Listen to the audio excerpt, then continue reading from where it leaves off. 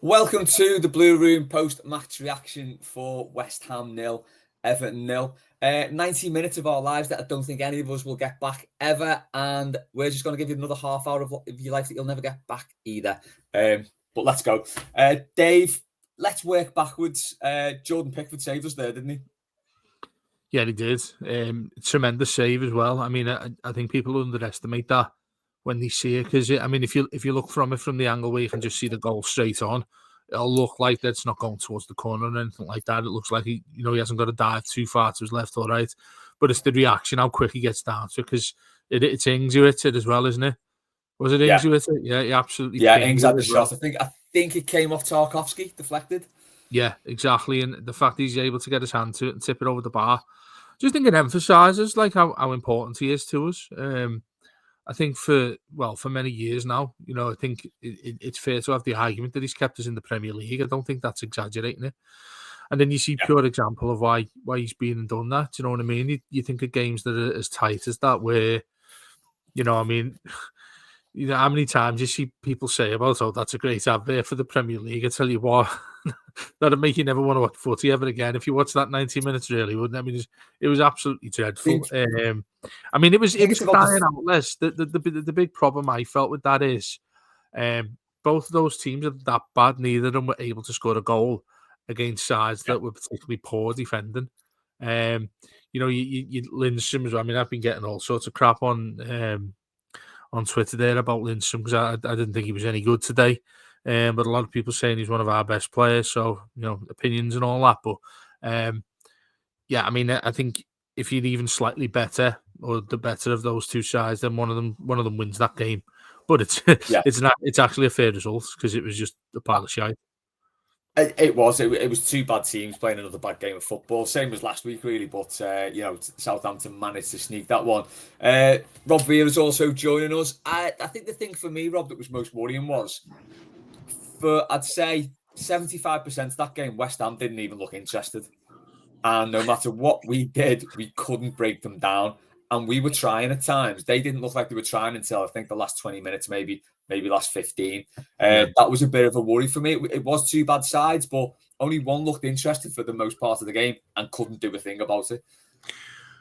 Yeah, and I don't know what's more alarming is that we played so poorly with really an opportunity there against a side that didn't seem into it, which, by the way, completely different result, but I remember feeling that distinct thing about Bournemouth when we were up 2-0. And I thought Bournemouth just have not seemed interested in this at all today. And then, we know what happens next. But it's amazing that West Ham just kind of sleptwalked through that entire, most of that match. I mean, that first half between both sides was about as great an example of highway robbery of fans' money that I've watched in the Premier League for a while.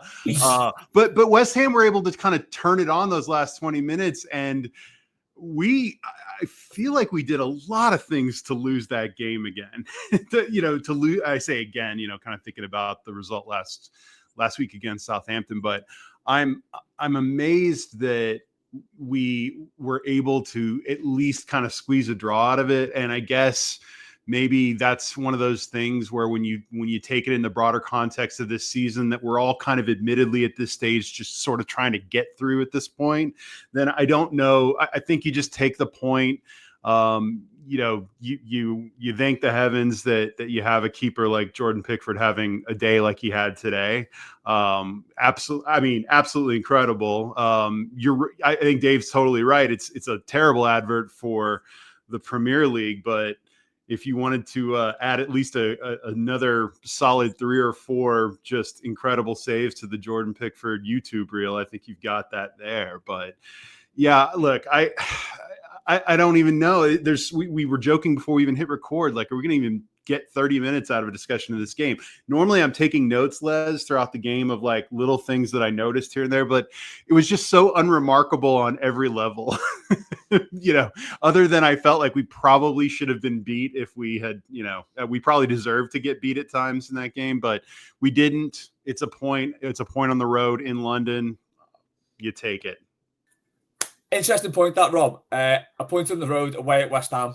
Yeah, that's fine. And I think I think you could tell that's all the manager was going for. And it felt like, once again, we'll go into the substitutions and everything a bit later on. But it felt like once again he was just grinding out that 0-0 draw. It was just like, let's just get to the end of this game. It's one more point on the board, one more point to safety, one more point till I can finish my contract. It was grim, wasn't it? Yeah, it was. He's playing high percentages, isn't he? So he can, like you said, I think he's just trying to get to the minimum amount of points we need to stay in the Premier League, and then he sees that as a success. And how many times have we debated about that in recent months about what you class Everton as a success? You can't keep on doing what he's been doing. You can't keep being what we've been for the last several years, because fans won't take it. Certainly won't take the way in which we play. Certainly won't take him just going away, and you could see after a few minutes to go in there to scrap a draw, happily come away with a point. If you go and get a win, then that's a bonus. I think that's pretty much the way he operates as a football manager and always has. And yeah, I mean, despite how poor in general we are, I actually saw a good few players there who played really well and probably deserved a lot more than that. I think that midfield duo of Trezeguet and Mangala are really, really positive. I'd like to see them more as the midfield duo. I know we've got Irabunum to come back as well, but I think those two have established themselves as the main midfield duo. But then, you can go from that extreme to what the Corey just looked like he could put on a deck chair and just sit there all day, because it just didn't look like he was bothered, he was interested, and he's playing for us as a 10 as well. It goes from one extreme to the other, and that shows you right there that you've got such a team and a squad that's all over the place, really. You haven't got a side that's sort of, close to in and around each other, the way in which they play. If there's any sort of strategy amongst them, it just looks so individual at times. And I don't know about you guys, but I thought of Trezeguet. That's probably maybe the third or fourth time so far this season. You're probably saying he was man of the match. He looks. I think so. Yeah, I think he was head and shoulders. I think him and for parts of the game and Dyche certainly looked like the best player on the pitch. He was like the kid at school who you just give the ball to him and say, "Go ahead." For large parts of that game, it was good to see him back into. But yeah, I think Garner was great. I'm assuming you're talking about outfield players, because Pickford's the man of that match by a couple miles. Yeah, outfield players. I have sympathy for Ndai already. Because, like you say, it's like playing in school and you're in the A team and you're playing with a load of kids who've never played football before, isn't it? That's what he's like when you see him performing.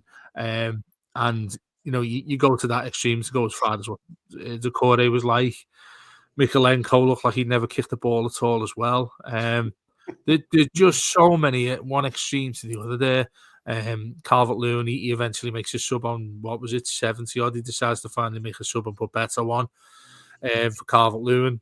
I mean, how many times did we discuss this last week, Les? Let's go into that, shall we? Because Calvert-Lewin's been phoning it in for the last few games at least. It's he's not really been doing much. I thought today he ran the channels relatively well. He did okay. His touches were nice. His layoffs were nice. There was one really frustrating bit in the second half where he did, I think, a really nice layoff to Mangala, who just then passed it straight back to the defence and any momentum was lost. But I think apart from these nice little touches, he's not doing anything in the opposition box. I mean, Rob, what are your thoughts on this? Because we've been talking about this quite a lot. The fact that he's getting in the team. Technically, I think he's still a better player than Beto. Technically, he is. His touch, his movements, he's better than Beto. But he's just not doing anything. So it's pointless playing him, isn't it? I mean, yeah. I will say, and I can't believe these words are ever coming out of my mouth, but in slight defense of Calvert-Lewin, I would say that the conservative and frankly just completely I don't even know, unimaginative, attacking philosophy, approach, design, whatever the hell this is, does a lone striker no favors, regardless of who it is.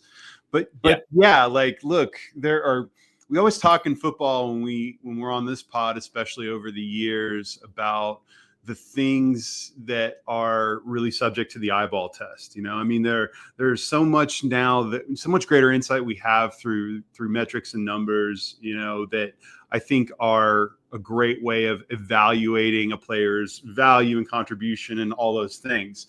But there are some players in some scenarios and situations that you really don't need any greater detailed mathematical insight for.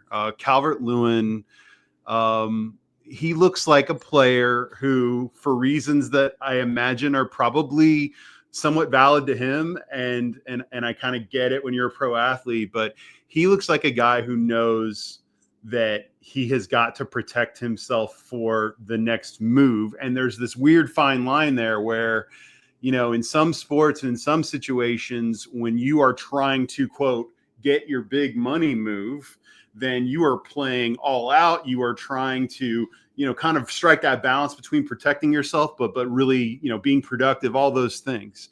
The thing with Calvert-Lewin right now is that he seems to be more on the escape hatch side of that equation, which is protecting himself kind of at all costs to make sure he can get out of Everton in one way or the other. I mean, it's been kind of, I can't believe we're watching the same player that was scoring those goals under Carlo. It's such a weird transformation, especially given that from a physical standpoint, he should be at his performance peak right now. But granted, look, strikers, we've seen this with Lukaku to a completely different degree, but we've seen it with strikers who are real physical and play big minutes at young ages. They're sort of the equivalent for the American listeners, like an American running back, right? It can be really spectacular and productive early on when they're young, but it becomes more and more challenging as they get older. So I think Calvert-Lewin is both, he is both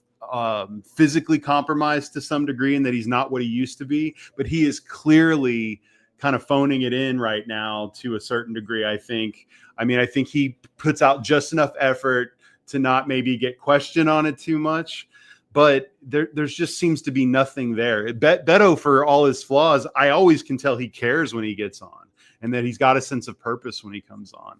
But the bottom line, guys, is whether we're talking about Beto or Calvert-Lewin, if that's the discussion, then we're talking about a dead end is what we're talking about. Because if Everton, when Friedkin takes over, knock on wood, that still happens. Friedkin takes over and we begin to move things along. We can't be in a position, frankly, where either Calvert-Lewin or Beto are our strikers. and I'm dead serious. And all that talk that seems to have disappeared lately of, well, can't we get Calvert-Lewin an extension? Are you kidding me? I do not want to give any more money to that guy. And I don't think that, especially given his performance, it's not like signing him to a new deal positions you to get more value for him. He's been terrible. And I think he is going to get a small move somewhere. He may do okay somewhere else, but he's not. This is what he is at Everton now. And there's nothing to suggest that it's going to change anytime soon. Yeah, but the problem you've got, sorry, Les, I was just going to say the problem you've got with that, Rob, and I think you're absolutely right what you've said about him there. But I mean, there are certain points in games, and I might get ripped apart for saying this. There are certain points in games where I do have sympathy with him. Today, certain aspects, I think you indicated that a little bit at the start there, Les, where he'll get into a decent position, maybe a little bit deeper, maybe just outside the 18-yard box there, and he's looking for an opportunity to lay it off. I think he did it once with Mangala, who blasted it over the bar. Other times where I have a little bit of sympathy with him, where you've got a player, Lindstrom, I would imagine, is that player that Dyche is probably looking at on the training ground, thinking he's the fellow who should be whipping balls in for him all the time, because that he's always been his strength, hasn't it? Is in the air. That's what we know him as. You look at him when he scored that goal against Liverpool. That's him in a nutshell. What he is like as a decent striker. When that's not happening from that side, which it really didn't with Lindstrom, because I didn't think he was any good today, then it nullifies what he is. Other side, you've got Dyche as well, who wants to get involved, but he's not going to whip a cross in, and Mikalenko could have sat down, to be honest, for the rest of the game. So I do have sympathy with him. But going back to what Rob said as well, I think we're stuck with this. We're really, really stuck with this, because I don't think we've got a manager who can find an alternative in the squad that we've got.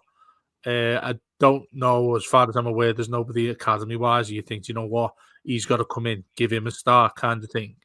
We've got no one in that squad that you could say could be a makeshift forward. As much as we have a laugh and a joke about Michael Keane being a striker, there's nobody else really you can look at there in that entire squad. You think, you know what, you can probably pay up front other than him and Beto. That's why today pissed me off when I saw the team and Beto didn't start, which we discussed about last week, because he's come on, he's absolutely... He's desperate to get a go. I know all of these things are a little bit cliche and a little bit, you want the kid that's crap at footy, and I keep mentioning these cliches from school, don't we? We want this guy who's crap playing at footy, but he needs to get on for 10 minutes just to give his parents a clap and whatnot. So the parents so they don't come and complain to you at the end of the game. And look, he needs a lot more credit, because you look at that goal that should have probably counted against Southampton, shows he actually got something. And certainly he deserves a shot ahead of Calvert-Lewin at the very, very least. He's not getting that. We've got Calvert-Lewin, who he maintains with, who's got the serious issues also in all sorts of directions there. Rob's talking about when he leaves, what his sort of idea is, what he's thinking of doing. If we were to go into next season with him as our only striker, then you're going to Bramley-Moore hoping that you stay up with a prayer to try and stay in Bramley-Moore But Dave, it'll be a colossal failure of imagination if Calvert-Lewin is our starting striker on day one at Bramley-Moore. And in fact, I would argue Moyes manager and Calvert-Lewin striker. That's what's going to happen. Well, I would also argue, guys, that we probably, and maybe this is my optimistic view, we probably don't even know the name of the starting striker. I have severe doubts that guy is even on in this squad. But Dave, to your point, you're absolutely right. And if we're talking about this season or even January, I have no delusions that Calvert-Lewin is really going anywhere. I don't know, unless there's just a desperate injury crisis somewhere else in the Premier League before the turn of the new year or whatever. I mean, maybe someone comes in and says, "Hey, we've got an emergency, whatever." But I don't see Calvert-Lewin being gone before the end of the season. I'm talking more about the idea that once we have gotten through the season, that's it. And to your point, Calvert-Lewin has been, and I meant this. I'm trying to say this in a nuanced way, because both things can be true. Les, you're right. He's phoning it in, but I also kind of get it, because he knows he's done and here at Everton. And I think there's a part of him that is natural, that is trying to protect himself a little bit. But to your point, when I say he's doing when we talk about him doing nothing, even if you want to give him that his effort is there, it's just not coming off right. I think my argument would be that I remember all those years in the early part of Calvert-Lewin's career when he wasn't scoring goals, but we all said that, yeah, but he does all those other little things that are so important to being a striker in a system like this.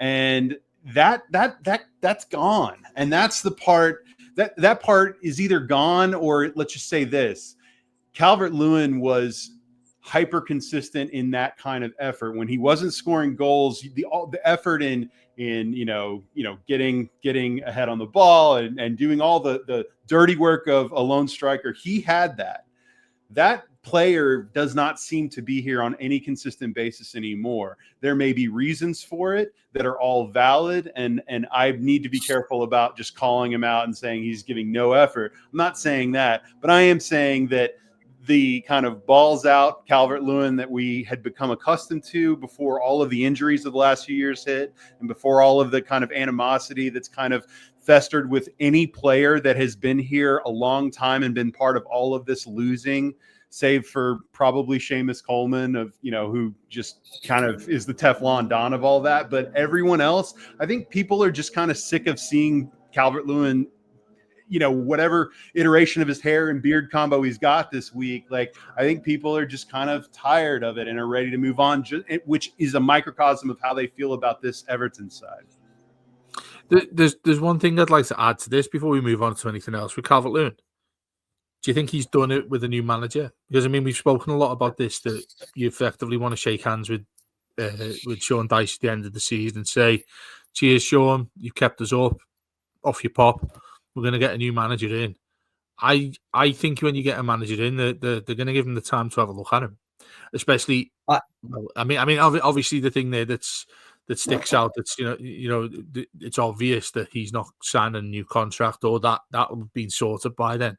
But if he's still an Everton player, he's not a bad footballer. He's not a bad player. He's just gone far too long. I think it, like you said, Rob. I think it's hard to word certain way in which I feel about that lad, because we've seen him as a quality striker, but it was he's 27 now. We're not getting on to seeing the best of him in terms of time going forward. Now that goes in the balance of, well, okay, you say that, well, he's not that good. He's not going to go back to as good as he was under Ancelotti.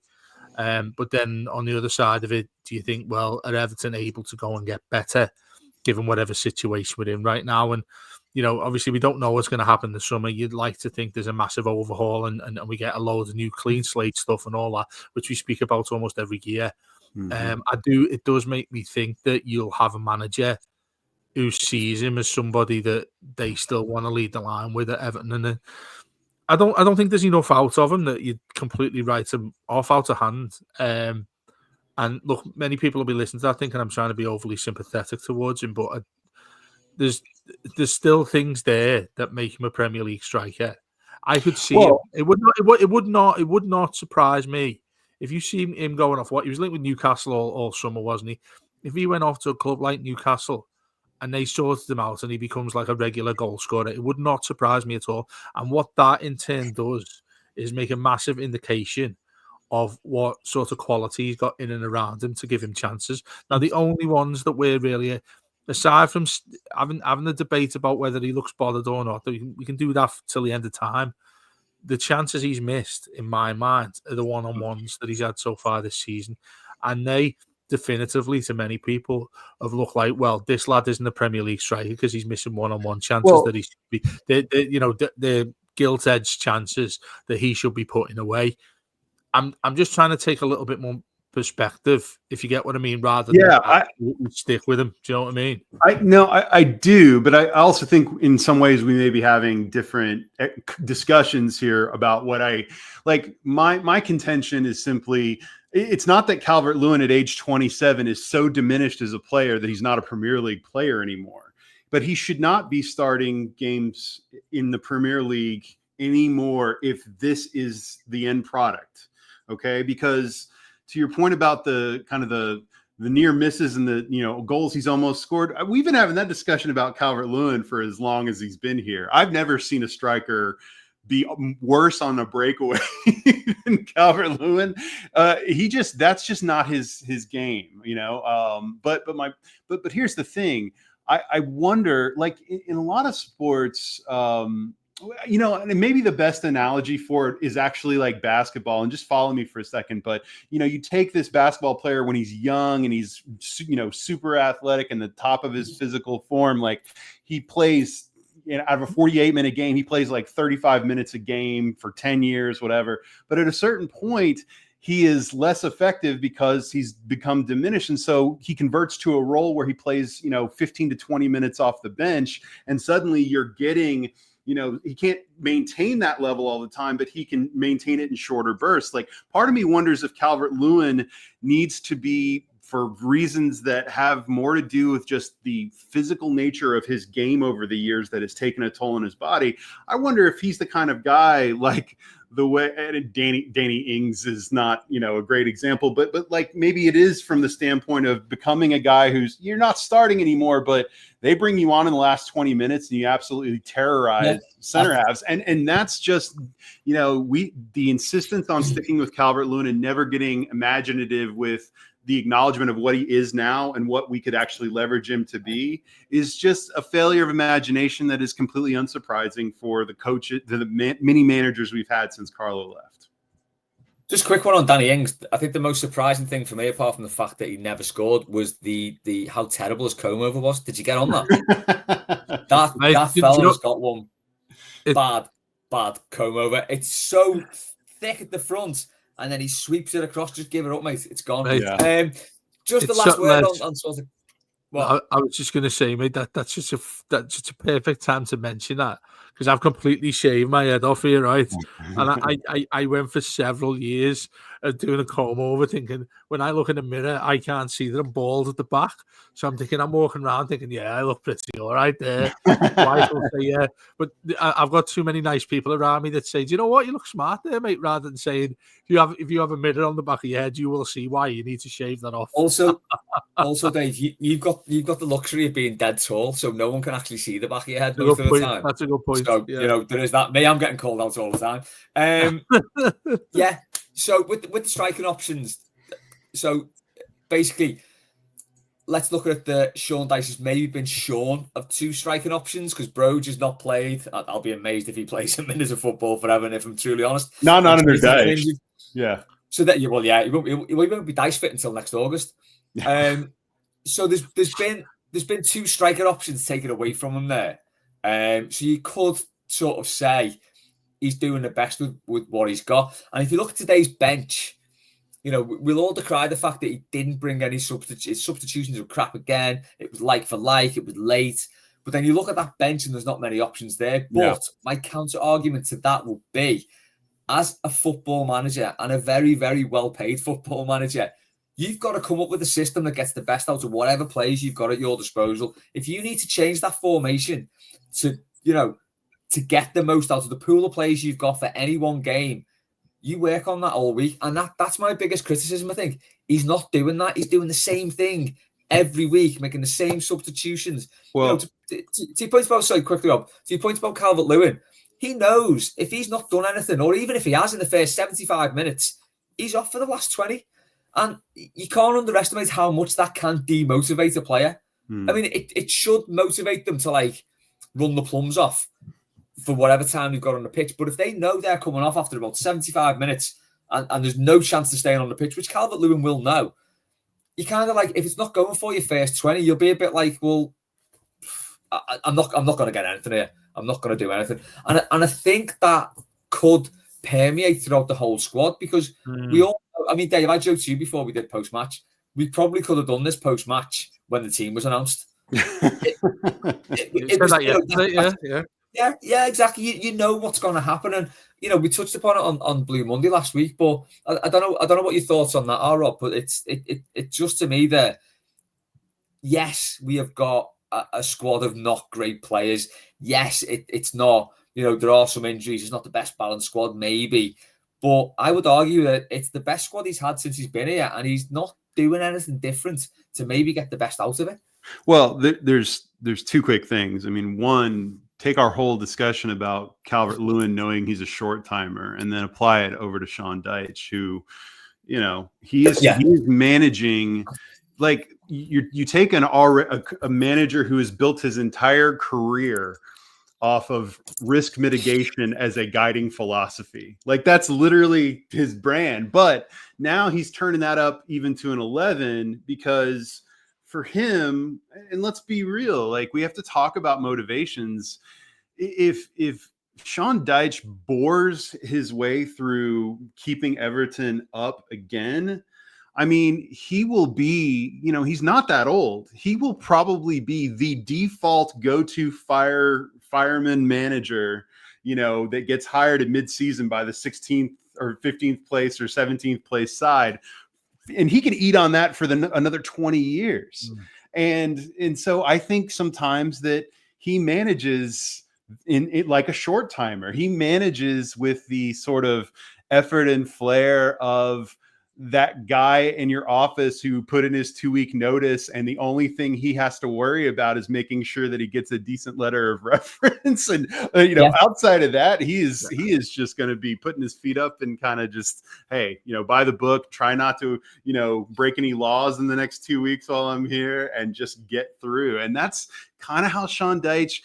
And by the way, that's not just in what we're seeing on the pitch. It's every weird interview that gets increasingly weirder, where he's been setting up this sort of narrative framework structure of, of him as this he's just this incredible resilient man who has, if you only knew how bad it really is at Everton and what I'm having to work with and what these fans are screaming about and how I'm having to cope with, having dental floss and, a couple toothbrushes for funds for players and all the same old shit. It's just, you can see where it's going.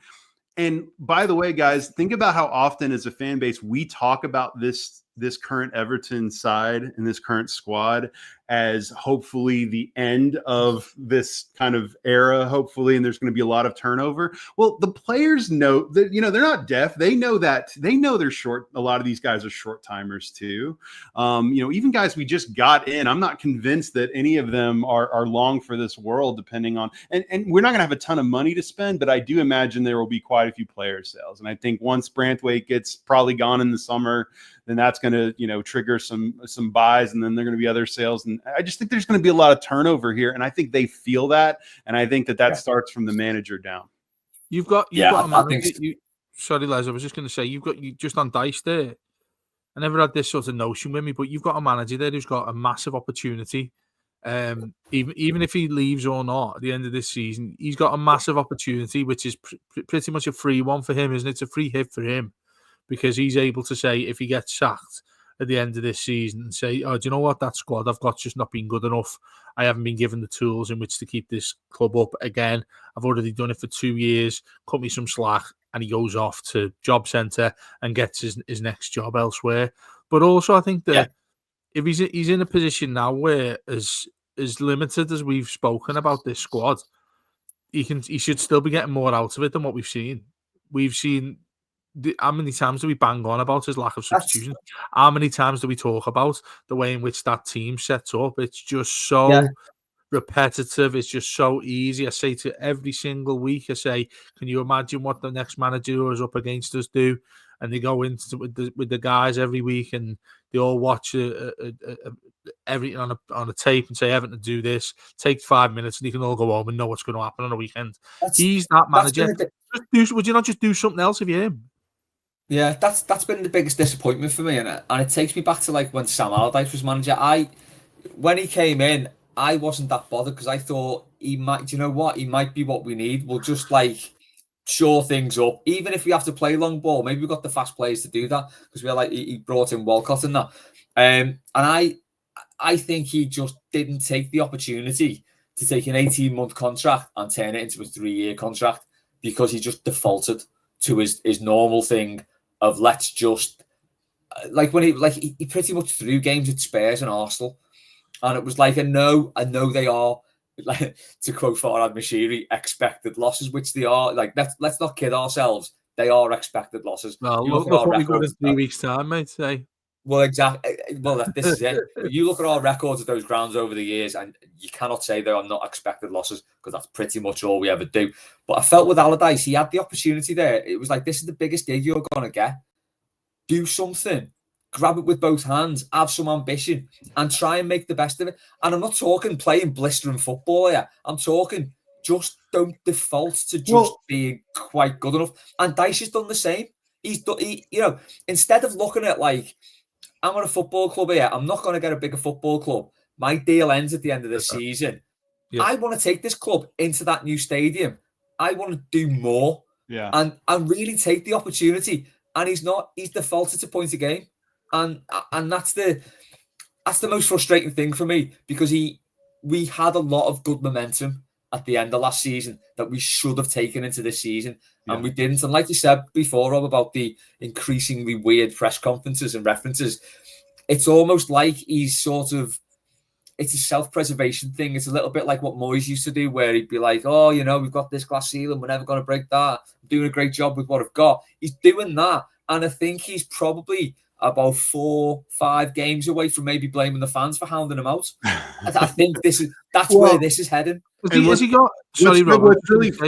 I was just going to say, has he got that hard of a job to do with that? By the way, I mean, obviously, Everton in a crisis and whatnot, we can bang on again all about that all the time. But for him to get credit, has he got actually that much to do? because that's what I mean. If he shapes he'll up, get credit. He'll get credit from able, everyone. We'd all have sympathy with that fella if he's tried his bollocks off. We're seeing a load of different things he's trying, different formations, different players starting better against Calvert-Lewin. We could go on and on and on about that. He hasn't. I'd have some sympathy with the fella if he's tried everything, and I'd go, do you know what? We're just shite. It's the board. We're falling apart because we've got a manager who's tried everything he possibly can. He adds to the issues that we've got, because he refuses to be changed into something where you think might have half a chance if we try and doing that some other way. It doesn't. I don't mind him sticking with what he wants to do if it actually works to get us the points we need, but it doesn't, and it hasn't. It doesn't. That's the thing, is it doesn't even work that well to begin with. And by the way, Les, you pointed out about he had this opportunity to I think what you're trying to say is he had this opportunity to sort of shatter the stereotype of what people think about him, which, by the way, if you guys remember when he first came in and during his time at Everton, that guy has been so thin-skinned about this notion of him being a dinosaur football manager. Yeah. And he talks like, no, I'm way more modern than anyone gives me credit for. And I know how to do this. And they're fun. I've got this. And my God, how many times do we have to see that video of the master class I cannot believe they gave a master class to a guy with a career winning percentage as low as his to begin with. But that's the irony, is that he resents the implication that he plays exactly the way he plays. And that's the part that is maddening about him. Guys, literally the most risky moves that Sean Dyche has ever made while manager at Everton have involved deciding to start Michael Keane for an extended period of time, despite all the evidence. He's been okay this year, but let's be real. And then the other one was putting Michael Keane in at striker. Outside of that, name one really super innovative thing or creative idea that he has brought to this thing. And look, he will get credit for being the guy who, quote, kept Everton up. For no one will remember how bad 5 or 6 other sides were in the league last season or whatever, but whatever, that's fine. If he'll get credit for that. So I'd like to see him try more, but I also kind of get that his motivation right now has nothing to do with Everton and has everything to do about himself. And for him, it is, I've got to preserve my resume and, and my CV and just be prepared to take the next job, because I know I'm not going to be here at Everton much longer. I think anyone who thinks that the new ownership has not communicated through back channels to both player agents and Dyche and his management and so on, that change is coming, I just think that's kind of naive. I think they are, all the signs are there from the players, the manager, the way that they talk, that you can tell which guys feel like they're short timers and which ones don't. Yeah. I think just before we'll wrap up soon, we'll just amazingly we've done nearly 40 minutes out of this when we thought we wouldn't get half an hour. Well, it's because Dave and I are on, and there was no way we were ever going to do half an hour. Just on the Michael Keane thing, so the big fella didn't make it on today. He could have come on as that auxiliary striker, but he didn't make it on. But Jared Branthwaite did start, which I think everyone was happy about. I know we didn't concede, but did you think the defence looked any better with him in? I thought he looked very, very rusty, which is understandable. Wonder why he's rusty from 2 injury layoffs. What's that? I wonder why he's rusty, Les. Well, he's rusty because of the complete idiocy of just not putting him back in when he was fit to begin with. And now he's creating the Dyche is creating this gray area about, but he might not have actually been totally fit, and maybe I'm blah blah. But you didn't mind putting him on as a sub. I get that for forward attacking positions in midfield, but a center half, if he's fit and he can be in your squad and he is clearly your best outfield player, you play him. And it was ridiculous. Now again, a lot of people were surprised it was Tarkowski starting today. And I kind of agree that, on the whole, that Tarkowski has looked his age more lately and has been pretty poor this season compared to Keane. But I think I would also argue that, Keane has certain narrow and limited, use cases for him being kind of effective. And I don't know. They may just not view Branthwaite and Keane as a good partnership. I have no idea. But, Tarkowski ended up ironically being pretty good today, all things considered. I thought Branthwaite looked a little rusty, but he was going to always be rusty. I guess we knock this one out before he goes to play for England. So, I suppose that's the thing. That's the thing, Sorry. isn't it, with Branthwaite, what we said is that he, even today he wasn't great, but he wasn't terrible, but he made everyone around him that little bit better. I thought Mikolenko was terrible again today, but as you said, Rob Tarkowski, he looked fine. He wasn't doing anything stupid. He wasn't being the hardest man on the pitch. Just kind of got on with things, and I don't know if that was the calming influence of Branthwaite. But yeah, he's come in, and we've got another clean sheet, Dave. Yeah, well, if you looked at the three of them, him, Keane, and Tarkowski, you'd be thinking, aside from what they look like, if you've seen the way they played and you didn't know the age of those lads, you'd say he was the one that was the most experienced, and you'd want him to be the captain. Yeah. And I think that's an indictment towards Keane and Tarkowski. I slightly disagree. I didn't think he looked great again, Tarkowski, but obviously nothing as bad as what we've seen in terms of giving away penalties. Also, he didn't look great, but the reason why he doesn't.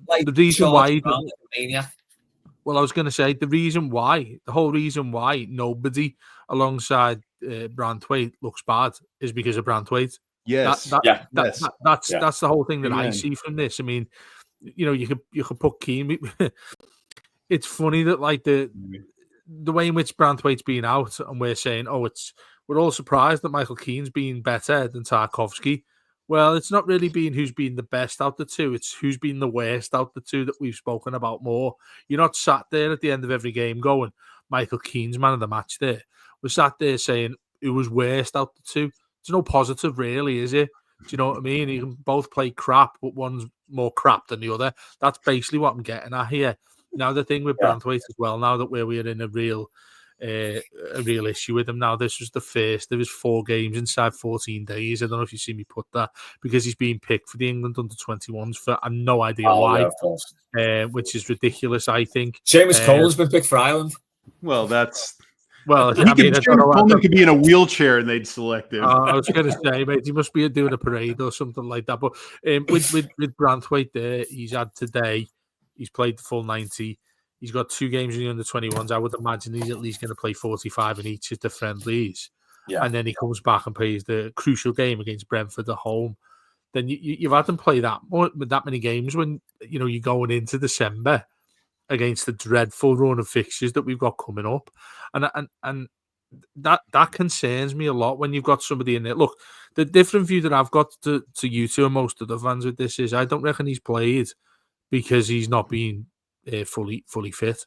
I don't think he's chosen them for any sort of reason of, well, we just need to see what Keane's like with Tarkowski. They've looked okay together. Branthwaite, he's made something of his own self there, Sean Dyche, when he put him on the bench and he didn't get on in the game till late on and he didn't start. The easy way around that is if he's not going to start a game, it's quite clear. Sean Dyche needs to be sacked straight away if he hasn't started Branthwaite for anything other than the fact he's injured. If he's injured, fine. But if he's injured, he shouldn't be on the bench. That's what's always got me. And don't cry poverty. Don't cry poverty about your squad and then bench a $70 million English center half. It's insane. It makes zero sense. David Moyes used to do stuff like this. David Moyes used to do stuff like this a lot. Sorry, Les, I know we're going to finish now. But that to me, I was going to say that to me shows you so much more in a bit of a nutshell, that the issues you've got there, if your best defender is available, then he doesn't start on the bench.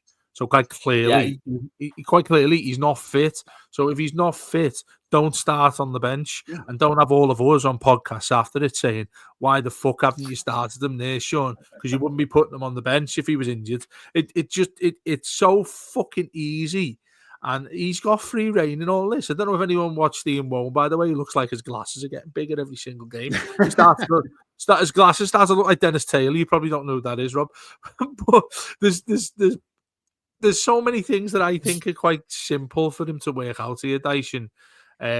He's just simply not doing it. Look, you can put your hands up and we could sit here for 5 minutes and probably say, "Oh, do you know what? He's been really unlucky there." He's not giving us that. He's not giving us anything to be able to support what he's doing as a manager. There's nothing. I know there are certain people out there, and I dare not mention them for obvious reasons, who will just not alter from loving this guy as Everton manager. I've, I think I've personally given him longer than what many other people have. But for right now, I mean, the reason why you mentioned this, Rob, the reason why Everton stayed up last season predominantly was because of the 3 shit sides that were below them. This season, dare to say it, looks to be something very similar to that. Maybe bar 1 or 2. I think last season that's slightly unfair, because I think the job he did last season, it wasn't a pretty season, but I think we stayed up quite Don't comfortably. mention points, lads. Do not mention points. No, but points deductions aside, we still stayed up pretty comfortably, even with those points deductions. But let's not pull at that thread. Just before we go, we're 10 points from 11 games. I think we should be 15, because that was 3 points dropped last week at Southampton. That was 2 points dropped for me today. We should be 15. We should be pulling clear. Bournemouth. As it stands, don't forget Bournemouth. We are. What's that? Don't forget Bournemouth. I don't like to think about Bournemouth too much. That, as it stands, puts us 4 points clear of Wolves, but they are picking up, I think. 5 points clear of Ipswich. You've got Spurs away tomorrow, so you'd like to think that would be still 5 points. And 6 points on Southampton, who last week, by the way, we could have gone 11 points clear off. But anyway, I think in Sean Dyche's world, that's fine. He's almost on that point a game average. It's not good enough for us. It's not what we want. But that keeps us up. Basically, if we maintain this level of performance, it's going to be horrible, but it will keep us in the Premier League. And that's his remit. And as bad as it is, and we I'm not saying shoot for the stars and you might hit the back fence. I'm just saying, we can expect more from this squad, but he's on course to probably keep us up relatively comfortably.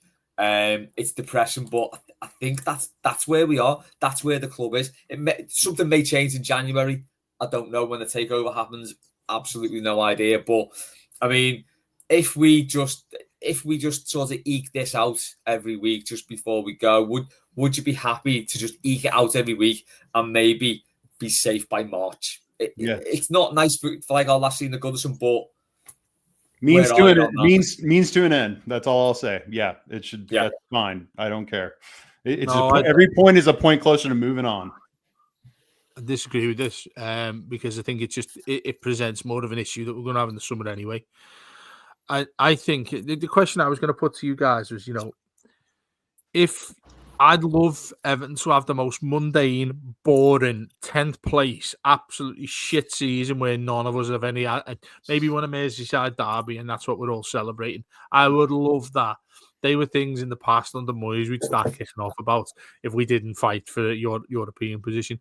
I'd love it if we were just complete boring mid-table side. As it happens, we're not. We're a completely boring relegation battling side. The reason why I just don't want to coax this to the end of the season is I don't have faith in him getting sacked in the summer now. Because I think when you get new owners in, albeit many people will be saying, they're going to change things over for themselves. I think he won't be there in the summer days. I don't know, Les. I don't know now. No, his contract ends. It'll be a handshake and bye. There's no way he's staying on next year. No chance. Well, I don't know because this is it. I mean, say he goes through. I mean, I think, or I would imagine, or I'd like to see him getting sacked. It's a pretty crap thing to say, but if we go through this dreadful December period and get into New Year, and let's face it, who is it? We've got Wolves, Liverpool, Forest are the 3. And any other Man United after. So we got Brentford, I think. Then we got Man United, then Wolves, then Liverpool, I think. City and then Chelsea and all that. Arsenal, yeah. If he doesn't come out of all of that with at least winning 1 or 2, I think I would like to think that's in January when you've got new owners in, and that's when you make that change. But I'm not sure, because you do get owners in football who think, you know what, I'll just take a back seat here and have a look. Are they that type of owner as well? Yeah, it would suggest so. What they've gone and done at Roma, they seem to sack managers every 5 minutes, which is great. I'm more than happy if they come and do that on that first occasion with Sean Dyche. But the reason I'm saying is I just to coax it to the end of the season. I can see the perfect logic about that, but you can imagine the size of the job that's got to be done if you go to an end of the season and he's kept us up, and then you get rid of him. Then can you imagine the size of the job then? So I guess what I'm saying is, I prefer that we went and did this as soon as possible. I think I mentioned it on one of our shows last week, Les, where I would do it as soon as possible. If you are going to sack him, which I think a lot of us would. I'm pretty sure, not to speak for you, Rob, but I'm pretty sure everybody would push against. You would see him getting sacked now. I personally would. I think the majority of fans would when we put not before the ownership. I don't trust those who are still theoretically operating things to. I'd rather just wait until Friedkin gets approved and then. But that goes back, Rob. That goes back to the point that Les was making there. Is that we should therefore be expecting more of what we've got, and the fact that we're not getting more of what we've got, surely that means you want to let him. You have to get rid of him. So I guess I put a different question towards you both. I know we're banging on here a little bit, but to put that question towards you both would be, well, do you think that nobody else could do a better job than what he's got with that squad? And I'm pretty sure you'd say, yeah, there's obviously better managers we can get. Well, let me put it this way. Let me get specific about it, Dave. If you said to me right now that based on that question you just asked, could someone do better with the squad? If you could tell me right now that we could get Moyes in until the end of the season, which, by the way, I feel like that's like word art in someone's house. Moyes into the, whatever. Anyway, sorry, that was random. Then I'd be for it. I think I want to know what that is a little bit. I want a safe pair of hands that's not going to just completely come in like Allardyce and act like he's going to absolutely get a long-term run at this thing. Now, I would say, though, that if someone like Moyes, I guess, came in and did well, then maybe, he might get that. But I genuinely think that the new owners would probably prefer to hold off and try and identify their target in the summertime when more managers would be available. But it just depends. If they think that he can't keep this thing up, as ugly as it is, then they'll probably have to make a move. And to your point, I guess someone could do. I know someone could probably do better. I'd love to know. I'd love to know that someone with their hands on the wheel for a decision like that is part of the new ownership versus who's there now, and that's just how I feel. Yeah, I think the point I was going to say. Sorry, just a quick one there. I know we keep banging on about it. We've got another 2 podcasts to pick this up in. That's a good point. I was just going to say, just to reply to Rob there about a Moyes or something like that. I think it'd be pointless getting somebody in for him if they've only got a contract to keep us up to the end of the season. I completely agree with that point. So I guess what I'm saying is I'd like him to get sacked, but then I think where to sort of do contradict myself a little bit is if you go and get somebody in who I'd be happy to take us to the end of the season, that's sort of pointless rather than getting him through to the end of the season and then we sort of start all over again in the summer. But bottom line is I'd like him gone as soon as possible myself. There we go, lads. We'll leave it there. We've got another. I'm doing a kickabout with you tomorrow, Rob and Dave. Yeah. We're going to do Blue Monday. We've got so many podcasts. So much Les content. Oh, man, you need to get some coffee, mate. And it's so much fun. I think for me, bottom line is it's another point on the road. It is another point towards safety, as depressing as that is. As I said at the start, that was 90 minutes of your life you'll never get back. We've nearly just done another 50 odd minutes of your life you'll never get back, and we even had a Spinal Tap reference, which you cannot argue with in any context at all. That has been your post-match reaction. Let us know what you think if you're watching on YouTube, if you're still watching. Let us know what you think in the comments.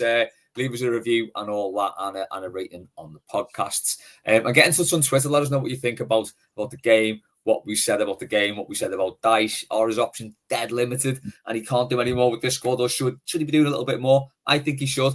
We will leave it there and we will catch you in the week. Another point on the road. Up those toffees.